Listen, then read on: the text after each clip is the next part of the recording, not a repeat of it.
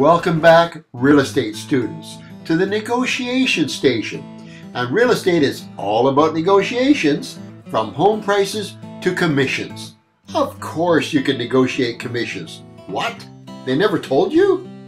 So let's start by negotiating the listing agent's commission. Offered to pay a small amount for a self-serve lockbox listing, a larger amount for active full-serve listing, and offer the biggest part of the commission to that most important agent, the buyer's agent. And yes, the standard MLS and iRealtor listing contracts have lots of room for custom listings. And agents benefit from custom listing too, because they can better match their service to the customer's needs. So who are the best negotiators? Well, homeowners are, because who knows their home better than the owner? However, we all recognize the need for agents when home sellers are just too busy or emotionally invested in other issues.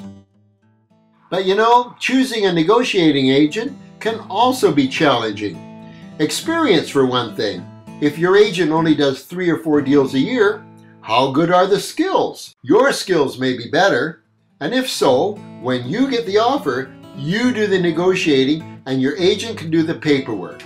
Okay, let's negotiate. And there's usually 3 phases to a negotiation. Phase 1, the buyer makes an offer and the seller says it's too low. Haha! Ever heard a seller say an offer is too high? Of course not. Okay, phase 2, seller counters to buyer. Buyer is shocked, says seller must be dreaming. Buyer counters back. Oh no, still too low, says the seller. And that background noise you hear is the seller's agent's teeth grinding while muttering, "Take the deal, take the deal." And just as the agent is about to go into cardiac arrest, visions of commissions fading fast, we come to phase 3 of our negotiations. The buyer comes back with an offer that's still terrible in the eyes of the seller, but is just enough to convince the seller to take the buyer's offer.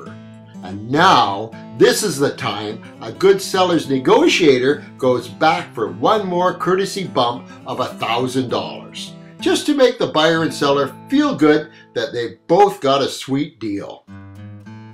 But wait, it's not a sale yet. Remember, all those terms and conditions must be satisfied first, then the subject's removed, the deposit paid to the buyer's lawyer, and then the sale is complete. Now, the other big real estate negotiation is the bidding war. And that's easy. Just offer $10K or a big bonus over the asking price.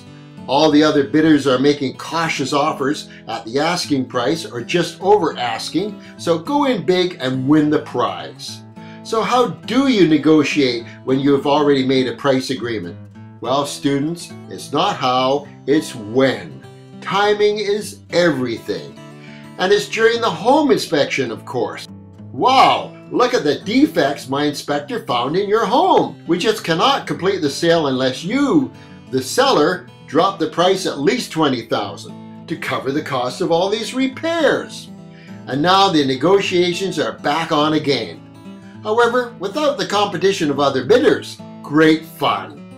And if negotiations are not your thing, no problem. Use the negotiation and chat app on iRealtor.com.